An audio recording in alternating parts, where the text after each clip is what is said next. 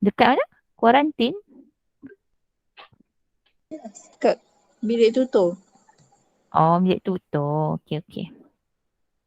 Tadi English Madam. Madam. Okay. So normal distribution, as I said, this is just a recall from what you have learned in school. So maybe dulu macam ada yang tak clear, mungkin ada yang tak berapa faham. So sekarang mungkin masa untuk awak fahamkan dan saya perlukan concentration yang penuh lah untuk topik ni especially. So dua yang kita belajar sebelum ni adalah Poisson dengan binomial which is discrete. So this is normal distribution adalah continuous dan macam yang saya terangkan dalam video sebelum ni, kalau dia bagi X itu maksudnya normal distribution, tapi kita tak boleh nak kita tak ada table untuk normal, kita ada table untuk standard normal. So setiap normal distribution ni kita kena tukar dia kepada standard normal which is kita denote dia sebagai Z. And dia punya mean sentiasa kosong dan standard deviation dia 1. So that's why lah bila kita lukis bell shape graph dekat tengah-tengah tu mesti dengan kosong. Dan value untuk X axis tu bukan X, value dia adalah Z. Okay, dan that's sebab itulah table kita bagi bacaan Z. So macam mana daripada X kita nak tukar kepada Z ni? Formula dia. X minus mu over standard deviation. X minus our mean divided by the standard deviation given. Kita tak boleh nak cari probability untuk normal ni guna formula macam discrete dengan Poisson sebab memang tak ada formula, kita kena guna table which is table yang kita ada tu table more than or equals to. Saya dah buat example 9 semalam. Untuk soalan A ni saya tak lukis bell shape graph sebab kita boleh terus baca daripada table. Tapi untuk soalan yang kedua B ni less than. So less than ni kita tak boleh baca dia daripada table. So kita nak tahu, kita kena olah dia supaya kita dapat more than or equals to. So kita tengok daripada bell shape graph kita nak kawasan yang berlorek ni. Tapi kawasan berlorek ni less than 0.33. Tapi ingat kita boleh baca more than 0.33, kita boleh baca dia daripada table. So kita boleh olah dengan cara semua tolak dengan kawasan putih yang kita boleh baca daripada table ni. So dapatlah kawasan berlorek yang kita nak. Begitu juga dengan soalan-soalan seterusnya ni, bila kita tak dapat nak tafsirkan ataupun tak dapat nak terus baca table daripada soalan Z yang kita ada ni, contohnya ni more than or equals to betul dah, tapi value Z yang kita dapat adalah negatif pula. Dalam table kita, value Z kita hanyalah positif sahaja. So kita pun olah supaya kita tukar macam ni, kita tukar kedudukan daripada kiri ke kanan. Boleh ke tukar macam ni? Boleh sebab dia simetrik. Dia simetrik. Dia simetrik dekat kosong. So kawasan ini adalah kawasan yang sama sebenarnya. Okay, supaya kita boleh baca kawasan putih ni daripada table kita. Sebab kawasan putih ni adalah kawasan more than 0.33. Okay, ada apa-apa nak tanya tak sebelum saya teruskan kepada example 10? Tak ada, madam. Kalau ada tanya je tau. Terus tanya. Okay, madam. Macam terus macam contoh saya tu lukis, kenapa mesti bell shape graph? Tak boleh ke nak lukis graf linear ke kuadratik ke? Kenapa mesti lorek macam tu? Kenapa tak lorek belah kiri ke? Kenapa lorek belah kanan? Kenapa tak lorek tengah-tengah je ke? Tanya sahaja. Alright, example 10. Dia bagi dekat kita distribution untuk normal kita. X adalah normally distributed with mu equals to 10 and standard deviation equals to 5. So variance dia 25 lah. Okay. Soalan kata find the probability X more than or equals to M. Oh, dia tak suruh cari probability. Dia suruh cari M bila probability dia adalah 0.1151. Okay. Saya dah record ke? Dah. Okay, sekarang ni saya nak lukis dulu satu graf dekat awak. Let's say ini adalah graf Z kita, of course. Dan tengah-tengah mesti kosong. Let's say dekat kosong ni, saya cari probability separuh. Okay. Berapa total probability yang saya tengah lukis ni? Yang saya lorek ni. Berapa ni total probability dia?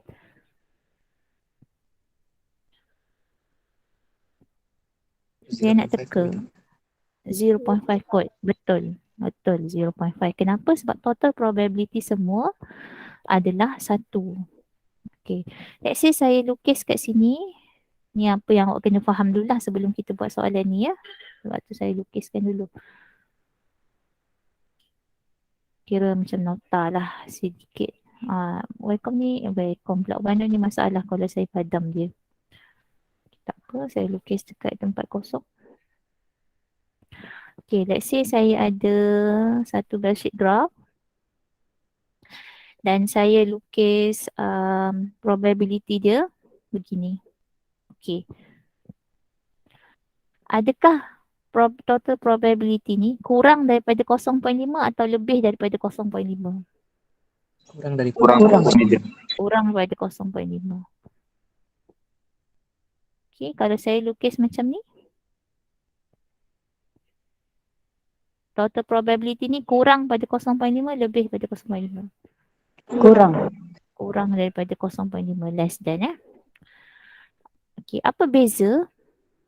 Katalah dekat sini saya kata probability dia 0.2. Kat sini pun probability dia 0.2 juga. Okay, kalau saya kata kat sini alpha, kat sini berapa? negatif alfa. Very good. Negatif alpha. Sebab dia adalah kawasan yang sama. Beza dia adalah ni ruangan belah kanan, ni ruangan belah kiri. Ingat dia simetrik dekat 0. Simetrik dekat 0. So kalau kat sini positif alpha, dekat belah kiri negatif alpha lah. Okay. Sebab alpha ni adalah unknown. So dia kalau dia nombor, confirm lah dekat sini kena negatif. Tapi kalau dekat sini saya letak alpha je, kat sini kena jadi negatif alpha lah. Sebab alpha ni masih lagi unknown. Sebab alpha ni mungkin boleh jadi negatif 1. So negatif 1, negatif 1 dah jadi positif 1 kan. Okay, faham tak konsep saya kat sini? Dia simetrik. Simetrik. So kalau probability dia sama, dia punya nilai Z pun mestilah sama. Beza dia positif negatif sahaja. Boleh? P5? Boleh, madam. Okay, let's say saya ada lagi satu graf. Kejap, ada orang tanya ke? Saya tekan tu. Oh, tertekan. Okay. Sekejap. Okay, seterusnya. Kalau saya lukis graf purple ni macam ni. Okay, ni more than 0.5 atau less than 0.5? More, madam. More. Okay, very good. So, macam mana lagi kalau graf yang more than 0.5? Dia macam ni. Ni pun sama juga. More than 0.5 juga. Okay, cumanya kita nak tengok apa beza gamma. Saya namakan dia ini gamma, negatif gamma, ni positif gamma lah. Apa value Z dia kan. Apa yang membezakan atas dengan bawah ni? Membezakan atas dengan bawah adalah cara bacaan probability kita. Bacaan atas ni adalah probability of Z more than negatif gamma. Dapatlah kawasan ini.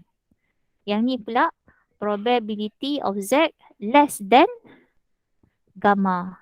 Macam tu. Cara nak baca yang ni pula, ini adalah probability of Z. Anyone? More than ke less than? More than. More than? More than apa? Negatif Negative alpha. alpha. Ni lah bendanya ni. Okay, how about this one? Probability 0.2 ni adalah probability of Z less than? Less than alpha. Less than alpha. Less than. Sebab dia sebelah kiri. Kenapa alpha? Sebab Z dia alpha. As simple as that lah untuk baca kita punya bell shape graph ni. Okay, so these 4 things very important sebab tengok macam soalan ni, dia bagi dekat kita 0.1151. Okay. Sebelum tu saya nak cari dulu apakah saya punya Z sebab kita punya bell shape graph adalah untuk standard normal Z. Tapi yang kita ada ni adalah X normal sahaja. So kita kena tukar dulu X ni kepada Z. So X kepada Z adalah M minus mu divided by standard deviation 5. So equals to 0.1151 macam tu. So let's say awak tak nak tulis panjang-panjang ni M minus 10 over 5 ni dekat dalam bell shape graph, kita boleh let dia. Let alpha is equals to M minus 10 over 5. Okay, lepas tu saya akan lukis bell shape graph saya. So this is the important part yang kita belajar, kita fahamkan tadi. 0.1151. Okay, dekat mana kawasan tu? Dia ada dua je probability dia. Sama ada ini ataupun ini. Okay, yang pertama ataupun yang kedua. Awak Yang rasa? kedua. Okay, kenapa kita kata yang kedua? Sebab dia less than 0.5. Okay, probability less than 0.5. Tapi kalau yang pertama pun probability less than 0.5 juga. Dia more than Dia M2. more So than. Very good. Okay, so the answer is kenapa kita pilih kawasan ini ataupun satu ataupun dua. Jawapan dia sebab probability less than 0.5. Tapi kenapa kita pilih kawasan yang dua yang betul? Sebab soalan dia more than or equals to. So let's say tadi kita kata ni adalah probability of Z. Sekejap saya lukis mula, ada banyak conteng ni. Okay, lagi sekali saya lukis. So bell shape graph. This is Z and saya kata probability kita tu ini 0.1151 adalah di sini. Kenapa? Sebab probability of Z more than, sebab soalan bagi more than alpha is equals to 0.1151. Okay.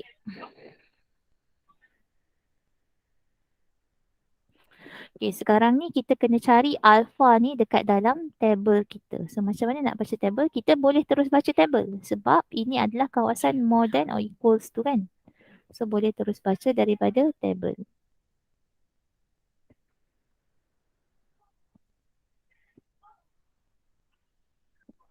Okay, kita pun baca 0.1. Sebelum ni masa kita baca table yang buat soalan example 9 tu, kita cari Z apa. Lepas tu kita tengok probability dia. Okay, kita cari Z apa. Lepas tu kita tengok probability dia. Katalah dia tanya Z more than 2.21 ke kan. So kita pun cari probability 2.21 macam ni. So itu example 9. Tapi untuk example 10 hari ni sebab dia adalah reverse process, kita kena cari Z berdasarkan probability dia. So ini adalah probability dia. Ini adalah probability dia. So kita kena cari Z dia apa. So kita tengok balik soalan yang kita nak tadi. Kita dah ada probability dia. 0.1151. So Z more than apa sama dengan 0.1151 ni. So kita pun kena cari 0.1151 dalam table kita. Awak jangan risau sebab probability dekat dalam table ni dia bukan random. So dia tak boleh main letak je probability tu, tak. Dia mengikut turutan. Kalau awak perasan dia paling tinggi 0.5. Lepas tu dan paling sikit 0.00002 ni lah. So kita nak 0.1. So start mana 0.1. Ni 0.01, 0.1 ni 0.1151. Kita jumpa So dapat 0.1151. So berapa nilai Z dia bila probability awak sama dengan 0.1151 ni? Berapa nilai Z dia? 1.2. 1.2. Okay. So kita boleh baca daripada table. Kita kata from table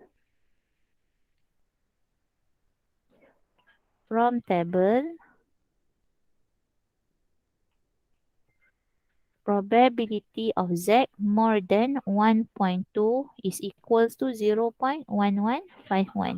So maksudnya alpha sama dengan 1.2 lah. Tapi kita bukannya nak alpha. Kita nak M kita tadi berapa. So M kita, alpha kita adalah M minus 10 over 5. So, maksudnya M minus 10 over 5 equals to 1.2. So M is equals to 1.2 darab 5 tambah 10. Dapat M sama dengan 16. Okay. So mungkin ada yang sebab ni first example yang kita buat, mungkin ada yang macam apa benda yang cikgu buat ni kan. Okay, ni sebenarnya reverse process. Dia bagi kita probability and then dia suruh cari nilai M. Kalau kita boleh check juga sebenarnya, kita boleh check, saya check. Tak perlu check pun tapi just nak tunjuk lah ini adalah reverse process. Kita kata probability of kalau X more than or equals to 16 sama dengan berapa? Kita kena tukar X ni jadi Z. Probability of Z more than or equals to 16 minus 10 over 5. So 16, 6 bahagi 5, 1.2. So probability of Z more than or equals to 1.2. So kita pun bacalah daripada table 1.2, 1.2, 0.1151. Ini yang kita buat semalam. 0.1151. Ini kita buat semalam. Dia bagi X, dia suruh kita cari probability. Tapi hari ni dia bagi probability and then dia suruh kita cari nilai X dia berapa. Okay, boleh H5P5? Boleh, madam. Okay. Boleh, madam. So kita tengok cuba buat Madam. soalan yang ya saya. Kalau lukis bell shape graph tu nanti dapat markah tak dalam exam? Okay, saya nak tanya. Kalau tak lukis bell shape graph, boleh dapat jawapan tak? Tak boleh. So, nak dapat jawapan kena lukis bell shape graph. Ah. So, bell shape graph tu tak ada markah. I mean, you punya working yang ada markah. So, bell shape graph tu is part of your working. So, working you daripada bacaan this one, working.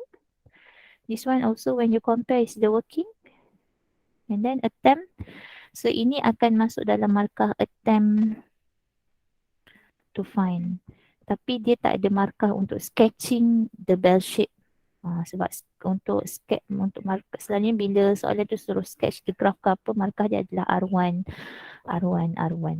Tapi kalau dalam kes ni dia adalah markah K1, J1, K1, J1 macam tu. So K ni dia akan refer kepada kita punya equation.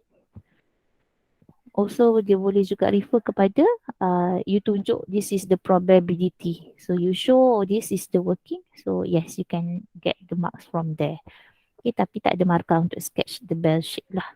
So kalau awak lukis conteng-conteng pun sepatutnya okey je. Tapi itulah kalau tak lukis boleh ke dapat equation dan itu kalau boleh tak ada masalah. Tapi yang ada masalah kalau kita stuck tak boleh nak buat sebab kita tak lukis bell shape graph. Boleh sana Ken? Ya, boleh madam. Thank you madam. Okay, so kita teruskan. Okay. Probability of X less than or equals to M equals to 0.1151. Sama lah juga macam tadi. Kita kena tukar dulu normal ni kepada standard normal. X ni kena jadi Z. Meaning that M ni akan jadi M minus 10 over 5 is equals to 0.1151. Dan kalau nak mudah masa nak lukis ni, kita boleh let lah. Let alpha equals to M minus 10 over 5. So dia independent lah dengan kawasan tadi . Ini adalah less than 0.5. So masih lagi saya lukis bell shape graph. Dan dekat mana kawasan 0.1151 tu. Macam tadi dia boleh jadi kawasan yang pertama ni sebab dia kurang pada 0.5 kan. Ataupun kawasan yang kedua ni. So kawasan yang pertama ataupun kawasan yang kedua. Pertama. Pertama. Very good semua orang dah nampak. Kenapa kawasan yang pertama? Sebab dia less than. So kalau kat sini kita punya alpha. So probability of Z less than alpha is equals to 0.1151. Kita akan ambil kawasan kedua ni kalau soalan dia more than. Okay. Dan mungkin ada yang kata, cikgu ni kena negatif ni. Kan sini 0, so mesti negatif. So ingat saya kata ini masih lagi unknown. So alpha yang kita dapat ni adalah negatif lah nanti. Okay, so jangan risau kalau kat sini alpha bukan negatif alpha. Okay, so this is our Z. Kita nak cari kawasan oren ni. Tapi masalahnya kita tak boleh buat macam soalan A tadi. Sebab apa? Sebab kita tak boleh baca probability of uh, Z less than alpha terus daripada table.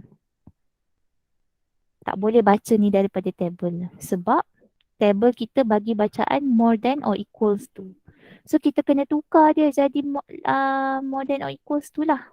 Tapi kalau awak tukar dia jadi more than or equals to, kita nak kawasan oren ni kan. Z. Probability of Z less than equals to A.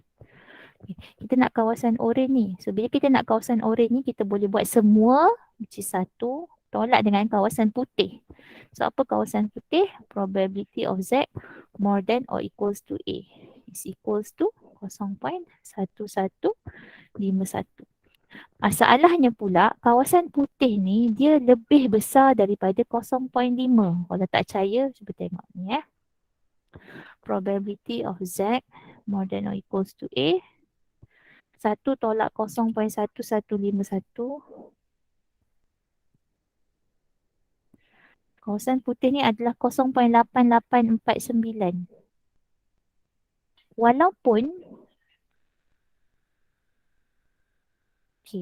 Walaupun sekarang dah more than or equals to, kita orang kata okay more than or equals to boleh baca daripada table. Tapi bila awak tengok table, tiada probability 0.8.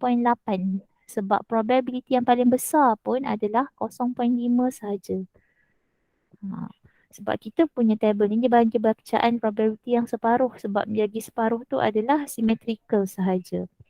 Okay, so kita tak boleh guna working ini.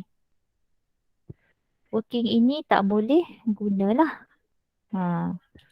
Okay, so sebab 0.8849 tu lebih besar pada 0.5. Okay, tak faham terus tanya Terus tanya. Ataupun nak saya explain lagi sekali ke boleh, tak ada masalah.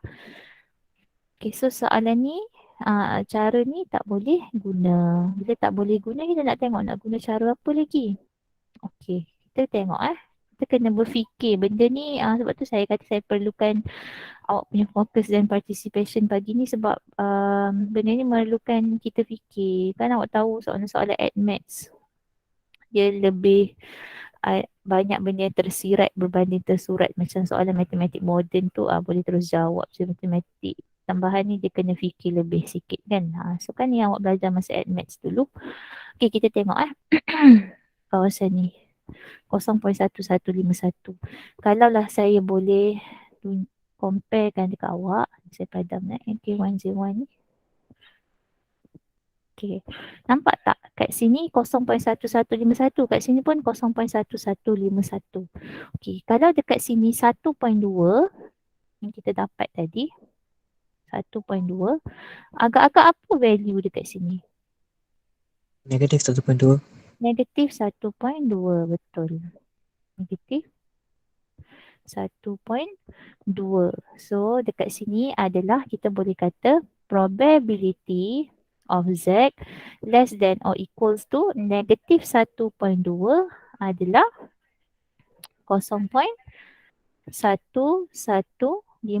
lah. So maksudnya apa? Alpha kita adalah negatif 1.2. So negatif 1.2 sebab alpha adalah negatif 1.2. So kita samakan untuk cari nilai M tadi. Alah, dia tak bagi saya padam. Saya nak buat kat tepi. Okay. Negatif 1.2 alpha adalah negatif 1.2 which is also equals to berapa tadi value alpha kita? M minus 10 over 5. Okay. So M sama dengan negatif 1.2 darab 5 tambah 10. Berapa jawapannya? 4. M sama dengan 4. Macam itulah. cara untuk kita dapatkan kawasan probability ini dan apakah value Z dia. So, awak kena nampak. Sebab tu tadi mula sekali saya dah tanya. Kalau dekat sini alpha, dekat sini negatif alpha lah. So kalau dekat sini 1.2, dekat sini negatif 1.2. Sebab tu saya kata kita tak boleh hafal. Mungkin soalan macam ni kita buat ini tolak ini. Tapi kalau soalan macam lain kita kena buat cara lain pula. That's why it's very important for us to draw the bell shape graph supaya kita nampak apa yang kita boleh olah dengan soalan tu. Boleh ke HYP5 saya teruskan? Boleh, madam. Boleh, madam. Boleh, madam. Okay. Kita pergi kepada satu soalan yang lain. Dia bagi probability of X more than or equals to M adalah 0.8023. Lebih ke kurang daripada 0.5? More than or less than 0.5? More than. More than 0.5. So bila kita buat bell shape graph,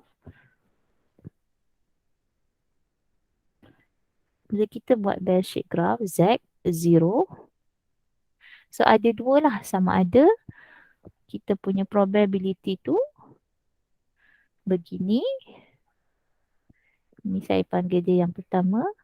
Atau dia juga boleh jadi begini. Kawasan yang kedua.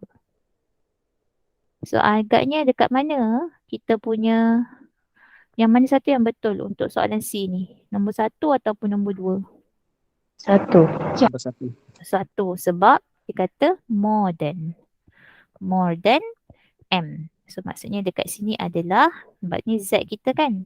So, dekat sini adalah M minus 10 over 5 lah. Okay, so ini adalah kita punya bell shape graph untuk soalan C. Dan ini X kita kena tukar dia jadi standard normal. M minus 10 over 5 is equals to 0.8023.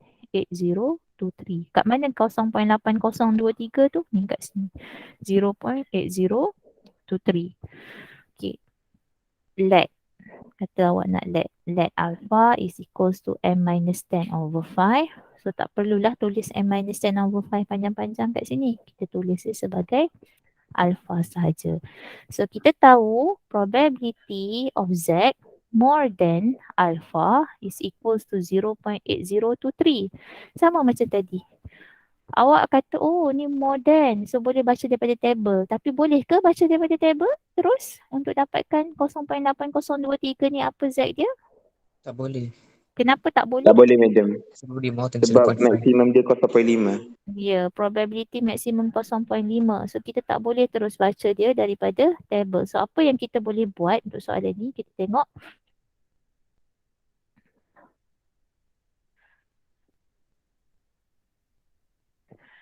Ini adalah equivalent juga dengan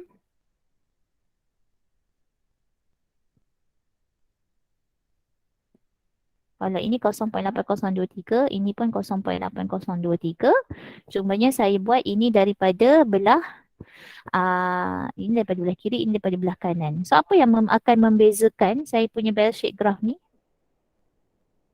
Probability sama, nilai Z sahaja yang akan berbeza. So kalau kat sini alpha, dekat sini berapa?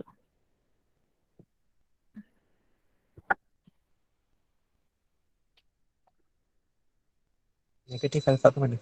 Negatif alpha lah sebab dia symmetrical. Kawasan yang sama 0.8023 ni. So kita ubah, kita kata probability, kalau ini pula adalah probability of Z more than or equals to negative alpha. Okay, boleh tak sesiapa bagi tahu kat saya berapa probability Z more than or equals to negative alpha? Bacaan daripada ini.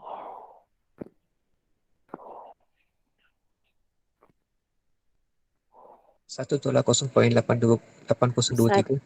Betul. 1 tolak 0.8023.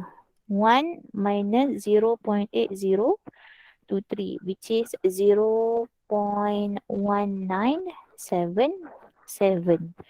So probability of Z more than or equals to negative alpha adalah 0.1977. So this one barulah kita boleh baca daripada table sebab dia dah more than dan juga probability dah less than 0.5.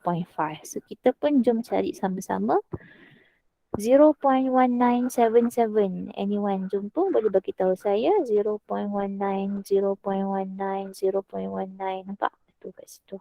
0.85. Betul. 0.85 dia punya Z adalah 0.85. So kita kata from table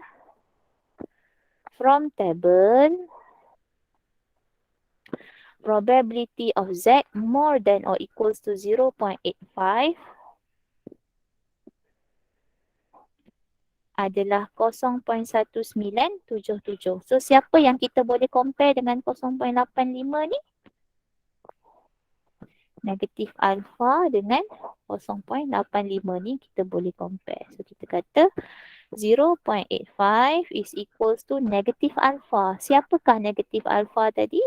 Negatif alpha tadi adalah negatif kepada m minus 10 over 5. Okay, so kita pun kira 0.85 times negative 5 plus 10, which is 5.75. So ini adalah value M kita. So yang mencabar tadi masa nak tukar kawasan ini kepada kawasan ini. Kita nak kawasan yang sama. Kita nak probability yang sama. Cumanya yang ni saya tak boleh baca daripada table. Sebab ini kawasan putih ni less than alpha. Tapi kalau more than negative alpha kita boleh baca daripada table. Tapi nak tukar daripada sini ke sini, alpha ni kena berbeza lah dia punya tanda. Sebab dia simetrik. So kalau kat sini alpha, dekat sini mesti negatif alpha. Ini sahaja yang mencabar sedikit tadi. Okey. H5P5 boleh ke? Boleh madam. Okey. So sebab kita dah buat 3 soalan tu, saya nak minta awak try buat ni sendiri. Dan make sure jawapan M yang awak dapat adalah 14.25. Tolong lukis bell shape, tolong buat working yang betul-betul sampai awak faham dekat mana kawasan dia. So kita boleh ni lebih mudah lah daripada C, lebih kurang usaha soalan C saja. So nanti awak boleh faham lah macam mana nak dapatkan dia. Okay, ni tolong try buat sendiri. Alright, so boleh saya teruskan? Boleh, madam. Boleh, madam. The score of a test has a mean of 50 and standard deviation of 10. Okay, saya tahu untuk soal topik 9 dengan topik 10 ni ramai yang pergi tengok buku rujukan dan fahamkan solution. Dan berapa kali dah saya cakap, saya kata bukan itu caranya untuk study matematik. Sebab study matematik bukan awak fahamkan solution. Awak kena fahamkan soalan, awak kena draftkan apa yang awak nak start bila dapat soalan tu. Lepas tu awak nak tengok solution, tengoklah. Tapi first awak kena fahamkan soalan dulu. Sebab ada orang dia tak fahamkan soalan, dia terus pergi tengok solution, hafal. Tapi nanti bila exam dia tak boleh nak buat. Sebab apa? Sebab selama ni dia study solution, dia memang faham solution tu. Tapi soalan tu nak apa dia tak tahu. Itu yang orang kata bila jumpa soalan dia jadi panik, dia jadi tak tahu nak start. So benda tak tahu nak start tu adalah benda yang common dalam matematik. So cara study tu salah. So saya tahu semua orang study, semua orang pun usaha, tapi make sure gunakan cara study yang betul lah. Okay, so tolong tak nak matematik ni memang kena buat. Dia tak boleh tengok orang, tengok solution, tengok ini. Tak, dia mesti kena start dengan kita sendiri buat dulu. Barulah kita boleh tahu kita tak faham dekat part ni. So kita kena fahamkan. Kita start dekat sini, kenapa dia macam ni? Barulah kita tu. Tapi orang bila buat maths lepas tu tak tahu, dia start dia dah terus give up. Jangan macam tu. Ya, matematik memang sedikit susah. Tapi awak mesti kena usaha. Sebab ada orang dia cepat tangkap, ada orang dia lambat sikit tangkap. So kena usahalah. Yang penting kena start dulu buat. Tak bolehlah ambil jalan mudah aja. Jalan pintas je nak study. Tak boleh macam tu ya. Kena buat dulu. Okay, so saya teruskan dengan example 11. dia tak bagi kat kita terus distribution tu. Dia bagi dekat kita dalam bentuk ayat. Tapi dia dah cakap mean dia 50 dengan standard deviation dia 10. Dan dia kata the scores are normally distributed. So kita tahulah bahawa kita ada satu distribution yang normal dengan mean 50 dan variance 10 squared which is 100. So ini yang ramai yang careless sebab dia bagi standard deviation tapi ingat yang kita nak tulis dalam distribution dia adalah variance. Okay, soalan tanya find the probability that a randomly selected score to X lah is more than 60. So dia suruh kita cari probability X more than 60. Okay, awak kena ingat dalam matematik, dalam continuous more than or equals tu adalah benda yang sama sebab dia continuous. Okay, jangan takut kalau kawan awak buat ada equal. Salah tak? Betul juga. Less than 80, probability of X less than 80. Then between 20 to 70, probability of X between 20 and 70. Okay, yang ni adalah sama macam example 9 tu. Awak tolong try buat sendiri. Ini pun sama between 10 to 30 awak buatlah X between. Okay. Okay, example 12 saya nak buat. The lifespan of a calculator has a normal distribution with mean 60 and standard deviation 5. Okay, so this is our distribution. If a calculator is randomly selected, find the probability that the calculator has a lifespan of more than 70 months. So soalan yang pertama, more than 70 months. Saya terus bagi jawapan dekat awak. Jawapan dia 0.9836. And between 4 years to 6 years awak kena tukar ni ke dalam bentuk bulan lah. Ni years kan. So kena tukar dia dalam bentuk bulan supaya dia setara dengan apa yang kita ada dalam distribution kita sebab distribution kita bagi month. Okay, so tukar dulu dalam bulan. Okay, dan jawapan yang awak sepatutnya dapat adalah yang ni 0.9836.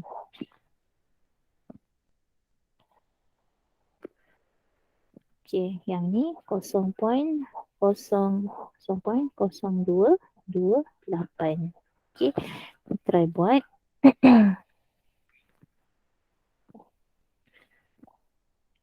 Okay, calculator ini bila saya ada ni maksudnya soalan hot. Calculator that start malfunctioning within 3.5 years for the voucher will be replaced by a new one. Find the percentage of the calculator that expected to be replaced. Maksudnya dia suruh kita cari probability of X yang kurang daripada 3.5 tahun sebab dia kata kalau dia rosak within 3.5 year, maksudnya dalam masa 3 tahun setengah. So kuranglah daripada 3 tahun setengah. Maksudnya kalkulator yang rosak dalam masa 3 tahun setengah tu kita akan ganti yang baru. Dia akan ganti yang baru. So dia tanya percentage of calculator that expected to be replaced. So replace yang kurang daripada 3.5 dia dah rosak. So 3.5 tahun saya darab dengan 12. So dia nak probability of X less than 42. Tapi ingat dia nak persen. So bila dia nak persen awak kena darabkan dengan 100. So dapatlah dalam bentuk persen. So percentage adalah probability ni tadi darabkan dengan 100. Tapi kena cari dululah probability ni berapa. So jawapan dia adalah 0.016%. Maksudnya baguslah syarikat ni sebabnya kalkulator yang dia perlu ganti tu probability dia sikit sahaja. 0.016% sahaja yang akan rosak dalam masa 3.5 tahun. So yang ni dah bagi jawapan. Yang ni pun saya dah bagi jawapan. Yang ni saya tak bagi jawapan lagi. More than 60.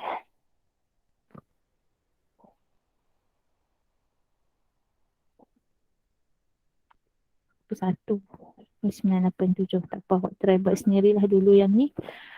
Nanti saya checkkan jawapan dia kalau awak minta saya buat. 0.1587. Dah bagi siap-siap lah. 0.15870, 0.99865, 0.99785, 0.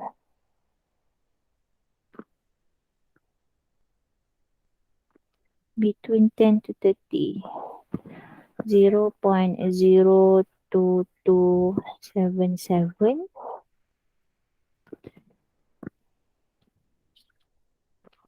0.02145. Okay, saya dah buat dan ini jawapannya yang warna merah dan example 12 jawapan dia yang warna biru. Okay, so ini adalah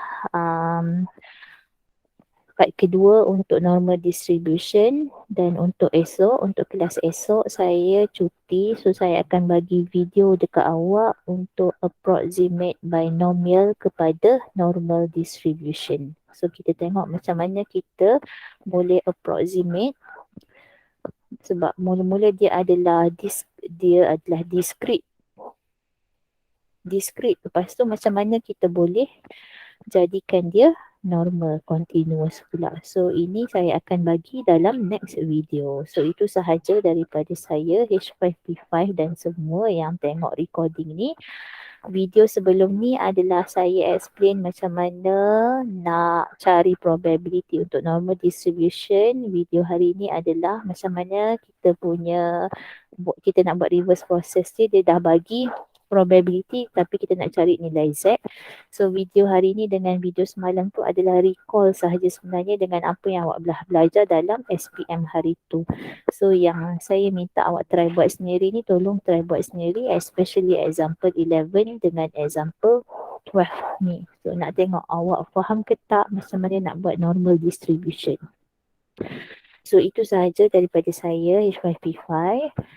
Esok saya bagi video dan awak pun dah nak kemas-kemas balik, dah nak ready balik semua kan. So nanti boleh tengok video saya dan dah habislah topik 10. So nanti kita masuk balik lepas cuti raya, kita akan start dengan revision. Alah comelnya. Tu Sofia dengan siapa? Sofia Edina dengan siapa? Nas, madam. Dengan nak. Oh, dengan Amai. Oh, ada lagi.